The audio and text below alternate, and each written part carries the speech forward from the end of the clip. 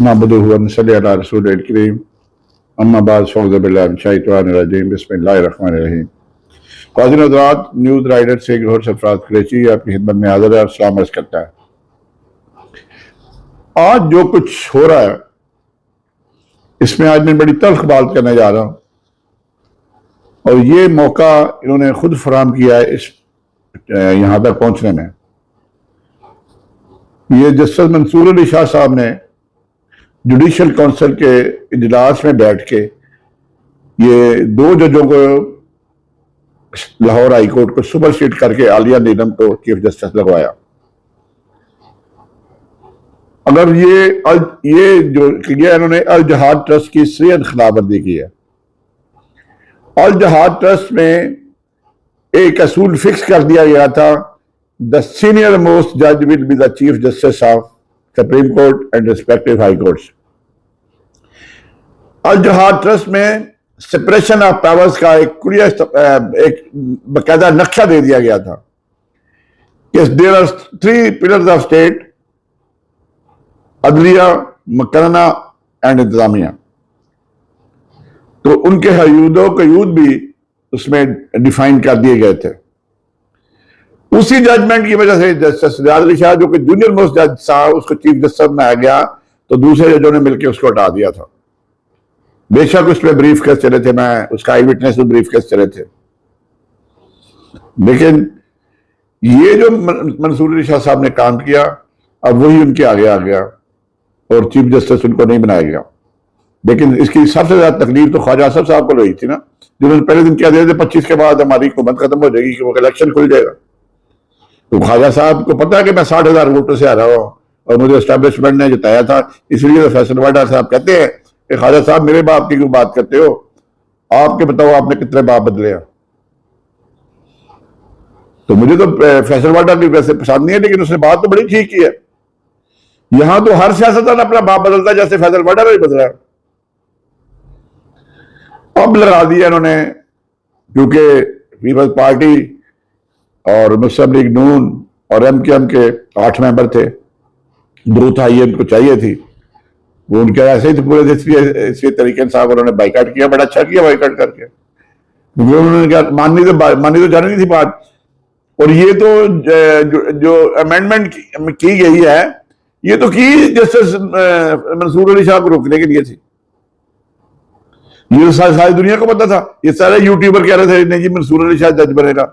मैं वाहिद बंदा था जो कहता था कि नहीं मंसूर अली शाह चीफ जस्टिस बनेगा, तो नहीं बना। और जस्टिस याहिया अफरीदी भी इतना इसको एहसान ना लें। कल तकरीबन 1 बजे के करीब 12 जजेस गए याहिया अफरीदी साहब को, क्योंकि सबको पता था कि याहिया अफरीदी ने बनना है। तो उन्होंने कहा जी कि आप रिफ्यूज ना करें, नहीं तो इन्होंने अमीनुद्दीन को चीफ जस्टिस लगा देना। और अब जो है ये मंसूर अली शाह साहब से कोई उम्मीद ना रखेगा अब इनकी कोई दादाशी की जाएगी या हुकूमत के लिए कोई होगा। ये कॉन्स्टिट्यूशन जो है अमेंडमेंट ये स्ट्राइक डाउन हो जाएगी। मेरे आज बात नोट कर लें, और स्ट्राइक डाउन भी जस्टिस यही करेगा, यही अफरीदी करेगा। आपने क्या समझा कि वो आपकी बातों में आ जाएगा, वो हुक्मरानों की बातों में आ जाएगा? Never ever. ये तहरीक स्ट्राइक डाउन ना हुई तो इस मुल्क में हुनाजंगी होगी। सबसे इसमें जो इस तरमीम को मंजूर करने में मौलाना फजल रहमान साहब का आता है, जिसने जिंदगी में पहली दफा एक अवाम के साथ का स्टैंड लिया था, जिन्होंने अवाम के साथ पहली दफा खड़े हो गए थे, एक अवामी उमंगों पे मबनी स्टैंड लिया था, जो उन्होंने तरमीम करके अपना जो उनकी मकबूलियत थी उसको अरूज पे लेकर नीचे जमीन पे गिरा दिया, आसमान से गुजर के नीचे जमीन पे आ गया।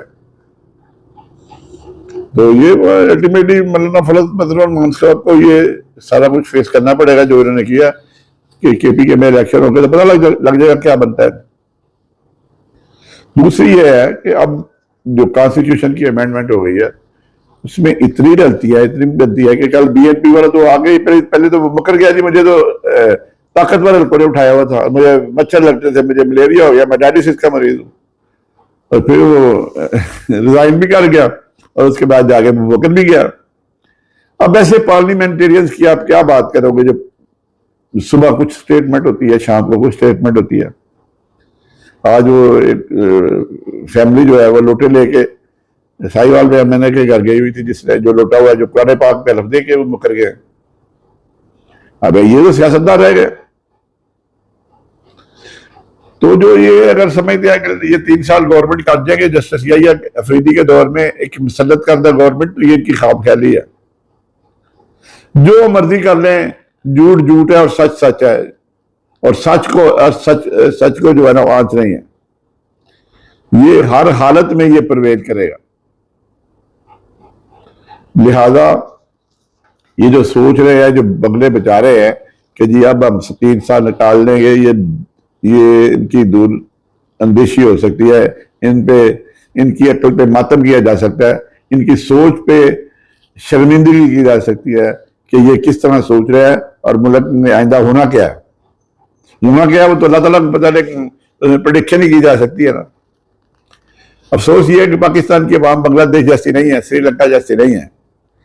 ये इसलिए नहीं है कि उनको अपने रोजगार की पड़ी है। उनको पता है कि रात को हमने लेके बच्चों को खाना खिलाना जाके, मजदूरों को ये पता है, किसानों को ये पता है, हम नहीं काम करेंगे तो कौन करेगा। तनख्वाहदार तबका ना जाएगा ड्यूटी पे तो उसको तनख्वाह नहीं मिलेगी, बच्चे कहां से खाना खाएंगे। श्रीलंका और बांग्लादेश में हमारे ये फर्क है। और दूसरी बात यह है कि पख्तूनों ने तो अपना हक अदा कर दिया। वो तो निकल आए अमीन गड्डापुर ने उनके साथ गद्दारी की नहीं की, अल्लाह बेहतर जानता है, या पार्टी उनकी जानती होगी, लेकिन पख्तूनों ने हक अदा कर दिया। पंजाबी तो वैसे निकलते ही नहीं है। पंजाबी सिर्फ निजाम मुस्तफा की तहरीक में भुट्टो के खिलाफ निकले थे, और उसके बाद ये इन्होंने सत्तू पी लिए हुए हैं। अब कोई बात ही नहीं है, निकलते ही नहीं। जितनी मर्जी आपकी मकबूलियत हो, ये नवाज शरीफ के जमाने में भी नवाज शरीफ 2/3 अक्सरियत से जीता था, लाहौर से सारी सीटें ले गया था, लेकिन चू नहीं हुआ लाहौर में जब उसको आर्मी ने जब मुशर्रफ ने टेक ओवर किया था। एक बंदा नहीं रोड पे निकला था। तो लीडर एक ही है, इमरान खान, जिसको लोग मानते हैं। इस वक्त इमरान खान की पॉपुलैरिटी को कोई टच नहीं कर सकता, और मुस्लिम लीग नून और पीपल्स पार्टी की सियासत खत्म हो चुकी है। इस तरमीम के बाद अगर वो सोचते हैं कि इलेक्शन में एक उम्मीदवार ही मिल जाएगा तो भूल जाइए। मिस्टर गौर ने तो बड़ा अच्छा किया, उसको नवाज शरीफ को कहा कि आप तो मेमो गेट स्कैंडल आप ही लेके गए थे ना, काला कोट और काली टाई पहन के सुप्रीम कोर्ट में, और जिसके खिलाफ गए थे फिर उसी को अपना बशीर बना लिया अमेरिका में। उसको पैसे दे के इमरान खान की गवर्नमेंट टपल करवाओ अकानी से, अरशाद अकानी से। तो वो कहानी तो मुस्तरद रज़ा है, सुप्रीम कोर्ट ने डिक्लेयर कर दिया। और उस वक्त जो कमीशन बनाया गया था, जुडिशल कमीशन, उसका चेयरमैन भी काजी फायज ईसा था। और काजी फायज ईसा का नाम जो है मुझे आज बता लेने दे, ये मुनीर प्लस होगा। लोग मुनीर को भूल जाएंगे, जस्टिस मुनीर को, जस्टिस फैज काजी को मुनीर प्लस के याद रखा जाएगा। और कल जो इसने जो ऑर्डर किया है नजर सनी जो उस पे स्पेशल सीट पे, कि मेरे मेजॉरिटी जजों ने आइन की गलत तशरीह की है। जैसे काजी फायद ईसा साहब तो आइन के चाचे लगते हैं ना, और उनको आइन पता नहीं है। इसने लुटाक्रेसी को आजाद करवाया, इसने काजी फायद ईसा ने 63A की जजमेंट चंद दिन पहले दे गई, लुटाक्रेसी इसने आजाद करवाया ताकि पीटीआई के मेंबर भी जाके वोट दे सके और बीएनपी के भी दे सके। वरना ये 63A का ये फैसला इस वक्त देने की जरूरत क्या थी? ये तो गवर्नमेंट से मिला हुआ था। इसलिए उसको पूरी कोशिश की गई कि किस तरीके से उसको कॉन्स्टिट्यूशन कोर्ट का चीफ जस्टिस बनाया जाए। हम इसको जो अपना जाहिर है ये काजी को नवाजेंगे, किसी और तरीके से किसी और जगह पे लगा देंगे से, उसको तो नौकरी करनी है। लेकिन चीफ जस्टिस से तो गया, चीफ जस्टिस तो पाकिस्तान का नहीं रहेगा। वो आज 23 अक्टूबर है, कल उसका आखिरी दिन है।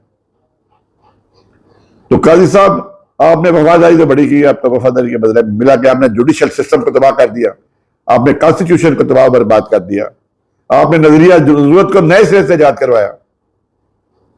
सिर्फ यह है कि आपकी इमरान खान के साथ दुश्मनी थी, आपकी बीवी ने इमरान खान के खिलाफ प्रेस कॉन्फ्रेंस की है, उसके खिलाफ खत लिखे हुए हैं, और आपको यही जिसने तरीका कौन है कि जिस पर नेकी करो उसके साथ शर से महफूज हो। आप पे ये मंजूर शाह साहब ने नेकी की और आपने उस बंदे को डसा। मंसूर अली शाह को किसी ने डसा कादी साहब के अलावा। तो खातिन हज़रात, ये आपको बताना था कि ये जो बगले बेचारे हैं मौजूदा हुकूमत, ये इनके लिए ये इनको पता ही नहीं है कि क्या होने वाला है। इनके पाँव के जैसे जमीन निकलती जा रही है और इनको पता चल जाएगा आंदा कुछ रोज में ही, जब ये या अफरीदी साहब को बैठे ने, उसके बाद क्या होता है फिर अपना वक्त बताएगा ये। और दिनों रात इसी के साथ इजाजत दें। ये दोनों का ख्याल रखें, दुआ में याद रखें। अस्सलाम वालेकुम व रहमतुल्लाहि व बरकातुहू।